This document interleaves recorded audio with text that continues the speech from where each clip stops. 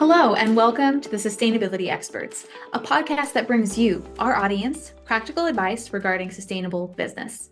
I'm your host, Vanessa Thompson, and in this episode, we are talking about how do you verify the truth in an era of polarization with our incredible guest, Eric Schurenberg. Eric Schurenberg is the award-winning journalist and the former CEO of the parent company to both Inc. and Fast Company. Before joining Inc., Eric was the editor-in-chief of CBS Money Watch and managing editor of Money Magazine. He now runs the Alliance for Trust in Media, a nonprofit organization to educate audiences about how do you uncover the truth and how do you be allies of the truth in an era of misinformation. Eric, thank you so much for joining us today. It's an honor to have you on the podcast. It's my pleasure, Vanessa. Thanks for having me on. You know, the environmental movement, like all movements, needs to limit misinformation, and there's no better expert than you to teach us about how to uncover the truth. I know I introed you, but I would love if you could also introduce yourself and tell us your story. Okay, well, I am a longtime business journalist, and as you noted most recently, in that version of my life, the CEO of the company that owns Inc. and Fast Company, those two iconic business publications. I had a change in career direction after January 6th when I began to think about what my legacy would be and what was the most important challenge facing us in this country, and decided that the descent of the country into two different warring realities was something serious, and that was brought home by the events of January 6th. So I began to pursue a, a kind of career focusing on countermeasures to misinformation. And where I landed was the not-for-profit that is called the Alliance for Trust in Media. It does two things. It focuses on creating research in partnership with newsrooms to find evidence-driven activities, interventions that those newsrooms can do to rebuild trust with their audiences and bring back people from the ranks of news avoiders and skeptics about news. The idea is to create a data-driven playbook within a year or 18 months that newsrooms around the country can use to rebuild their relationships with their audience. The other thing that the Alliance does is media literacy workshops with companies to help employees find their way through the chaotic information environment in which we all find ourselves. I think of this as a kind of corporate wellness effort that companies might do, the same way that they would teach their employees about, say, financial literacy or mental well-being. Wonderful. Well, that's certainly a really important calling. And I wanted to kind of ask you, kind of just going back to your TED Talk and you defining truth in this kind of era of polarization and misinformation. Our audiences need to be able to uncover the truth as business leaders, or they can be outcompeted. We have to be able to agree on truth to make strategic business outcomes. So how do you define the truth, and what can we use as a benchmark for truth? Well, I think the starting point is simply to acknowledge that there are such things as objective facts. Hmm. There's a kind of lazy epistemology that has gripped the country in which we kind of declare that everybody is entitled to their own reality, Yeah. and and no one's reality is better than anyone else's. And that's obviously not true. It's Yeah. sometimes convenient, but it's obviously not true. And if it were true, then airplanes would not fly, and vaccines would not save lives, and Mhm. um, all the things that we have learned from science would be kind of up for grabs. This is Yeah. particularly relevant, of course, to climate, the climate change Mhm. that is underway. Um, so if you start with that assumption, then the question is, how do we really determine what is true, or you know, what is factual? Mhm. And here I rely a lot on the the kind of philosophy that epistemologists like Karl Popper earlier in this century used. And to think of it this way, that a fact is a claim that can be disproven, but has so far avoided all attempts to disprove it. So there Mm. are two elements to this. One is that uh, the claim is something that can be disproven. So it's a Yeah. statement of a fact. It's not a matter of opinion. It's not it's something that is kind of otherwise sort of ethereal, can't be Mhm. disproven. And the other aspect of it, which is very important to the pursuit of truth, is that there is there is the invitation to try to disprove the claim. Mm. That the kind of atmosphere that you want to have around factuality is that it is always sort of up for discussion. Mm. And what remains from what sort of is left over as accepted fact are those claims that have not been ever disproven. So, to take an easy example, you could look at whether the Earth is round. There are a lot of people who have annual conventions claiming that the Earth is flat. Mhm. And and the people believe that for reasons that we can get into later, and they share that kind of some of that reasoning with other science deniers. But there is kind of considerable, in fact, sort of exponentially convincing evidence that the Earth is actually kind of a sphere, and it ranges from, the Coriolis effect, the the Great Circle route that airlines take, the Mhm. images that are sent from outer space, on and on and on. And so that becomes accepted fact. Flat earthers may try to deny it, but their evidence is weak, and so that remains as a fact. Yeah. Is that clear, Vanessa? Yes, absolutely. And kind of adjacent to that, what have you designed as kind of a framework for how you can measure what is fact and not fact in terms of how you implement that in a business or for journalism? What kind of frameworks are useful to utilize in that sense? Well, I think that you should be starting with the starting point is that data that is provable or disprovable is where you should always begin. Um, Sometimes in a business setting, the shortest route to decline and loss is going with the golden gut of the leader.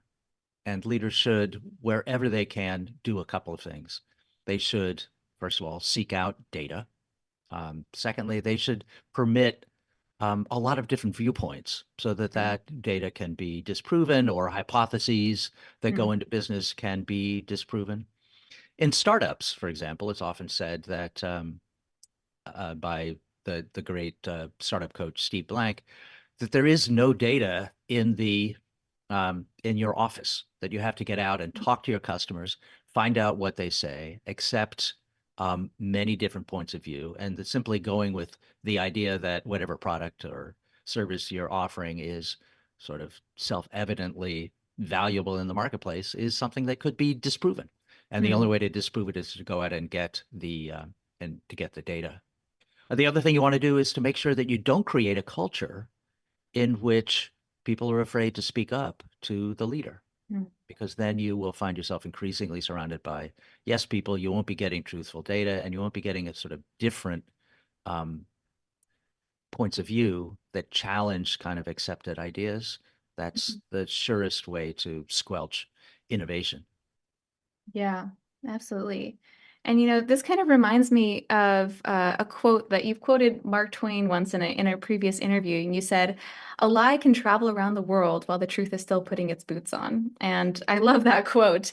And based on your experience, leading media organizations in the past, why do you feel like it's so hard for institutions to? Why can a truth not travel as fast as a lie?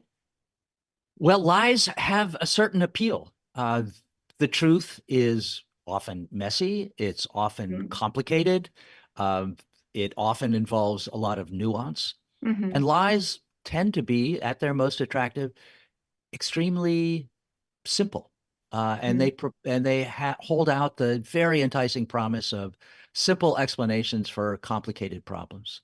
Mm. Lies often, too, particularly in this environment, appeal to people's tribal instincts. They can be caught up in identity. Mm, And so your identity as, a climate denier,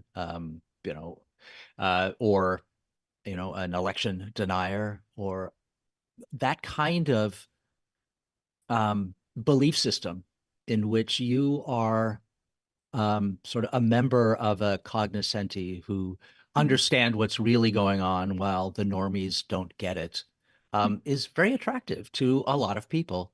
And that um, gives a kind of turbocharging effect on Yeah, conspiracy theories and falsehoods. right. Absolutely. And I think that, kind of behind that, you've talked a lot about who benefits from the spread of misinformation. And that can be a way for us to also understand why that information misinformation is spread in the first place and why it can go viral as well. And to kind of think about this in the context of climate denial or, people who are arguing between whether climate change exists or whether it doesn't, I think who benefits is a really great question to ask because I think as environmentalists, it's so easy to get sucked into trying to debunk myths, trying to argue what that climate change is real, and stepping back and realizing who benefits. It's very clear that anti-climate work and a lot of untruths regarding climate change are funded by a lot of oil companies. And so, we're so busy caught up arguing whether climate change is real that the oil companies are kind of free from restrictions to profit off of fossil fuels. And so kind of talking about debunking a lie and the art of debunking a lie, you talked about before about how sometimes we can get so caught up debunking a lie that we lose really critical time. So can you talk a little bit about the difficulties spending time debunking a myth and what really should we prioritize in moments like this? Well, debunking a lie tends to be kind of a stopgap losing efforts. It becomes kind of a game of whack-a-mole because there Hmm. are so few limits on what people can dream up. Hmm. And now because of social media and the rise of the internet and methods of monetizing falsehoods without sort of the usual gatekeepers of science and academic journals and professional journalism, lies can spread so much more quickly, and also can make a lot of money for the people who dream up the lies. Right. Um, so while the lies are participating, debunking them becomes kind of a game where you're always one step behind the creator of the Mm-hmm. lies. And often debunking has a perverse effect in accidentally elevating the claim, because Mm-hmm. you have to repeat the claim to debunk it. And then all of a sudden, some people want to investigate it further, and end up going down science denial rabbit holes. So Yeah. that's one of the problems with debunking. Um, a much more effective way to handle the problem is, according to the research, is kind of heading off the misinformation at the gate, as it were. So pre-bunking, which is Okay. a technique of telling people that when you make a statement or when you are making a claim, you can say that the opponents of this, the deniers, will say X, Y, or Z, and you have, in that sense, started to inoculate people against the spread of the misinformation virus. So they'll begin to understand that you have thought about this other um, the counterclaim that a Hmm. denier might make, and that you actually have an answer to it. And so when the counterclaim arises, they are prepared not to believe it. Hmm. Interesting. And kind of almost applying that to a lot of businesses as well too, because stakeholder leadership is something that's incredibly important for a lot of sustainable businesses to encounter. They have to take every stakeholder that's impacted by their business and incorporate their vision in the overall organization's vision. Um, so when we don't agree on truth, kind of how do we work towards a common truth? How can we incorporate what you talked about into leading organizations and working towards that kind of common truth? All right. Well, Vanessa, I would say that it is essential. We cannot get anything done unless we agree on what is reality. Hmm. So I'd say that the first part of any kind of effort to getting your team or uh, your your city or whatever body you're trying to move along is to get them to agree on what the facts are. And so pre-bunking as a way to kind of keep people from being distracted by counterclaims by people who are motivated by, the conspiracy theories or Hmm. monetary gain or something like that is one thing to do, but also to foster the skills of critical thinking so that you do not accept, you don't make the kind of logical mistakes that science deniers often make. Hmm. Um, that um, that complicated conspiracy theories around science are generally not true because generally the simplest explanation is the best one. The Hmm. reason that the Earth looks around in pictures from space and the reason that you navigate better assuming the Earth is round um, is because the Earth is round and not because there's some complicated conspiracy going on Hmm. to disguise the fact that it's flat. Yeah. So that kind of, I mean, that is, logicians understand that as Occam's razor.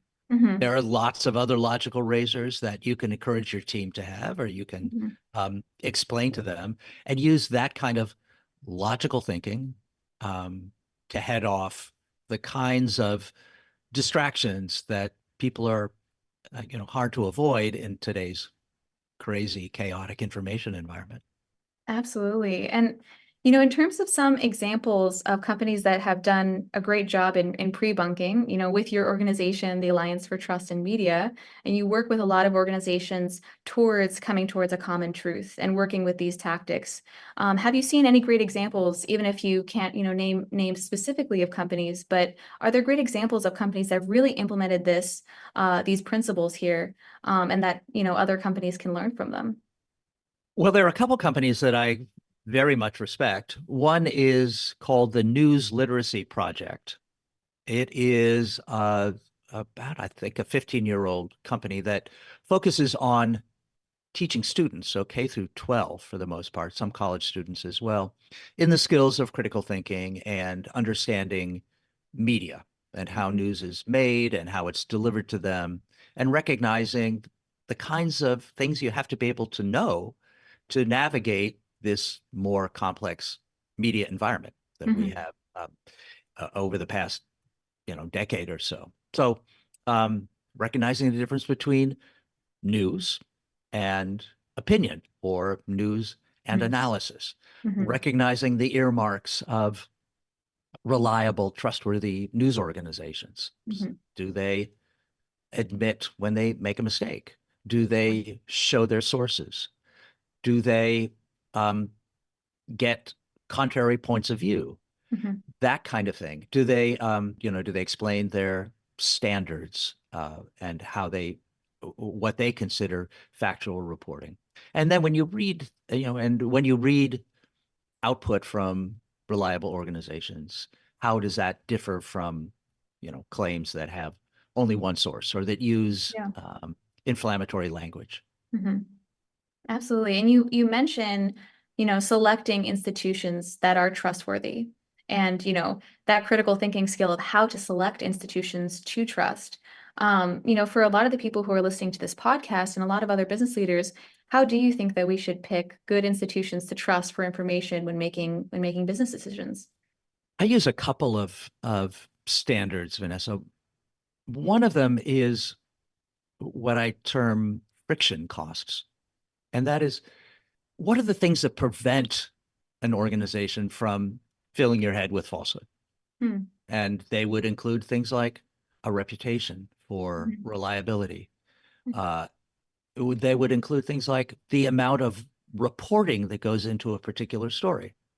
So, for example, I'm much more likely to believe an investigative report from the Wall Street Journal than I am to believe, um, a post from an organization that I've never heard of.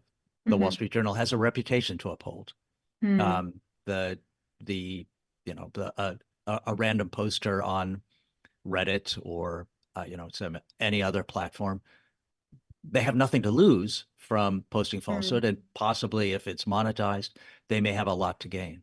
And then also the investment of time and resources like dollars Hmm. behind an investigative report that takes months at the Wall Street Journal is another kind of friction cost Hmm. that I would definitely take into account. Another kind of friction cost would be what um, what are the costs of the sources in the story to tell you the truth?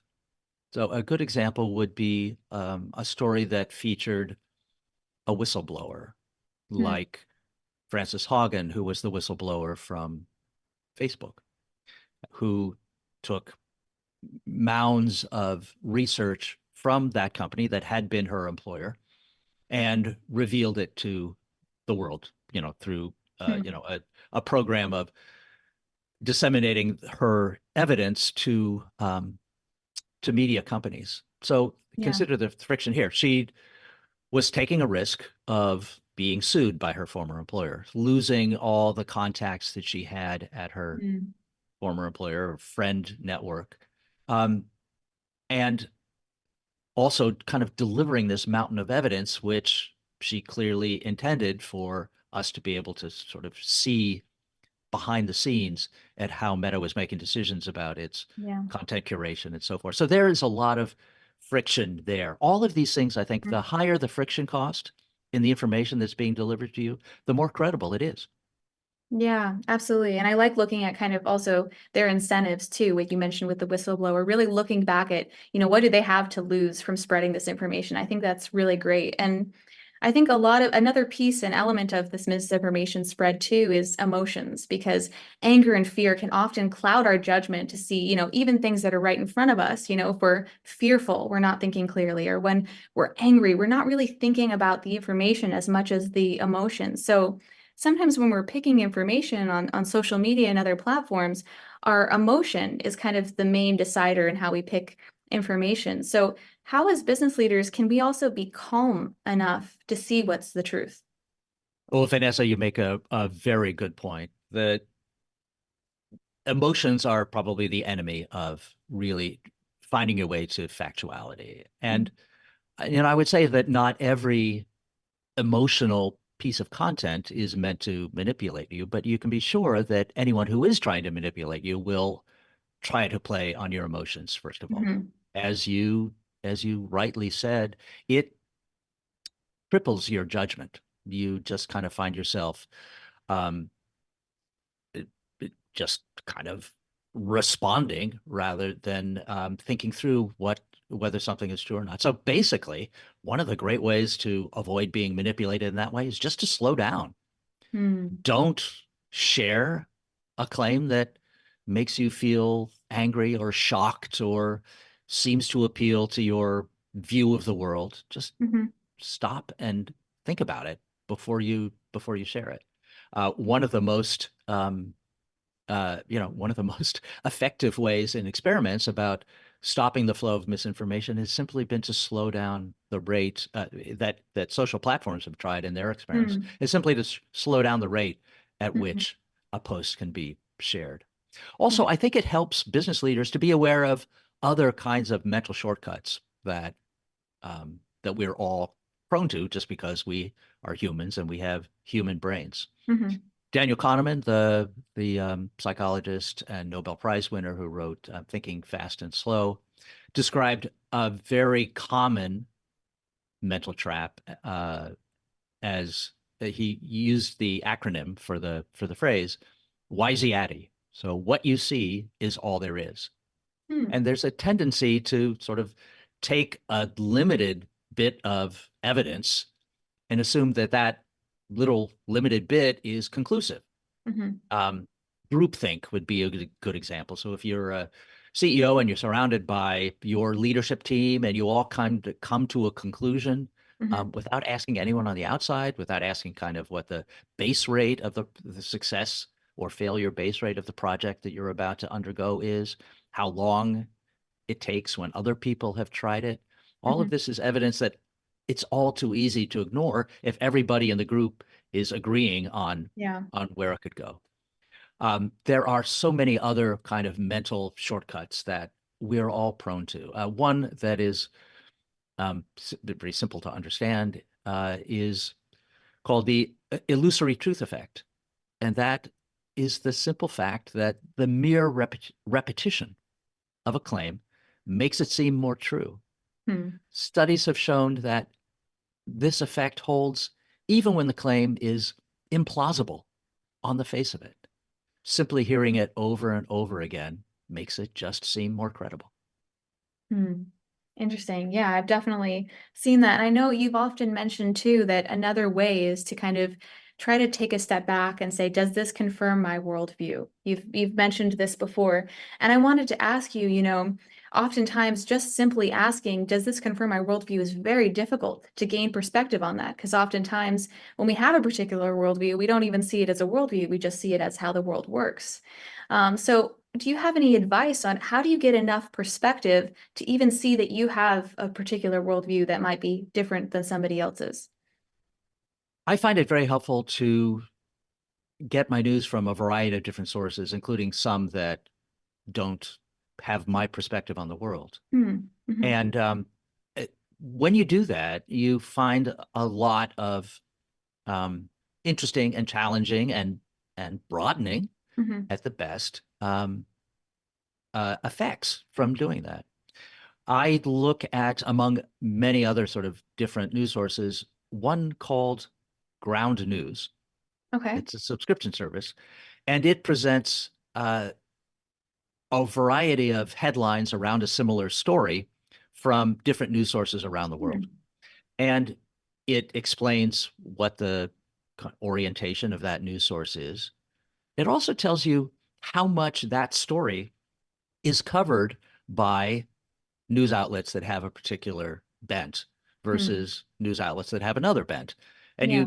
you see then kind of in their illustration how some stories really appeal to people on one side of the political spectrum and not to the other, and vice versa. And so you can Hmm. see then kind of in real time how different realities are being created around a news Hmm. story, simply because if you limit yourself to news that is on one side of the political spectrum, you may never even hear about events that happen on the other side, or that favor the other side. And you will that what results from that kind of tunnel vision is what you just described, as the sense Hmm. of being, my worldview is the only worldview. It's the Hmm. only correct worldview. It's the only possible worldview. And that obviously leads to the kind of polarized state that we find ourselves in. Yeah, absolutely. I think that's great advice also for how we can also limit our biases by looking at all of these different sources. And in your TED Talk, you have, a great phrase, which is our biases seduce us into untruths. And I love that phrase. And I think a part of this story is that a lot of this polarization and misinformation has led to a lot of anti-immigrant statements, a lot of racist statements, a lot of anger and fear that's led to violence towards some groups, even in some cases. So fighting for the truth has never been, more important than it is today. And not letting our anger get a hold of us and our biases get a hold of us is so, so important. And I wanted to ask you, how do we kind of, I know you mentioned one way, are there any other ways that we can take control of our biases so that we can see the truth? Vanessa, I think that the beginning of wisdom in this field is simply acknowledging that you don't know. Intellectual humility is a Mhm. great ally in the pursuit of truth. Yeah. It's particularly difficult to be intellectually humble when you're talking about a topic that is full of emotion and Mhm. very complicated and full of nuance. That your impulse is always going to be to lash out. If you're anger, it's always going to be to ally your statements with the group that you're a member of and show your loyalty. I would say that you want to reflect on what it is you're actually trying to achieve when Mm, you share a statement, in particularly on any controversial topic. Are you really trying to add to the knowledge about it? mm, And if you aren't, what is it that you're trying to do? Often, mm, people who weigh into controversial topics like right now, Israel, Gaza, or election denial, or you can name any other and many other topics, is that they're trying to show their loyalty to their group. They're trying to mm, say, look what a good Republican or Democrat I am, or mm, look how I'm not being misled by the science establishment and I've done my own research about climate or vaccines. They're not really trying to add to the world's knowledge. That, I think, requires reflection, and to get back to that kind of magic virtue, it requires intellectual humility. I really like this statement on intellectual humility. I haven't heard it described like that before. Um, and I know you've mentioned in previous interviews as well, you've mentioned, there are ways that you can be factual, that you can ground yourself in information and not play, as you said, the useful idiot. Hmm. And so I would like, to ask you kind of what is this useful idiot and how can we avoid being that person when we're sharing information? And what are some of the tips that we can avoid playing so that we can really be humble and grounded in information? You should recognize when you look at a claim is that there are many intentional misinformation campaigns that Hmm. circulate through social media and the information environment in which we find ourselves. And they are driven by people's um, ideology or their national interest or their economic interest, as you mentioned, the case of some climate deniers. Mhm. Um, what those campaigns all require is at some point the the misleading claim that they are spreading jump out of their own tight circle Hmm. and reach out into the broader audience. And that's the role of the useful idiot, is Yeah. someone who is not part of the campaign, the deliberate seeding of misinformation, but Hmm. someone who is influenced by it to reach out to their own circle and spread that misinformation. And you can certainly, I mean, there are many different examples. The useful idiot phrase was created by Soviet disinformation campaigners back in during the Cold War, but it certainly applies even now. And Mhm. you can see many examples. One recent example that is still in the news right now is Tucker Carlson's interview with Vladimir Putin, in Hmm. which he uh, unveiled for a much wider audience some of the standard tropes of Russian propaganda about Hmm. Ukraine being run by Nazis, about the Russian place in history, and a wide range of other very dubious claims that would not have really would have had a much harder time leaving Russian borders, but for the help of Tucker Carlson. Hmm. Interesting.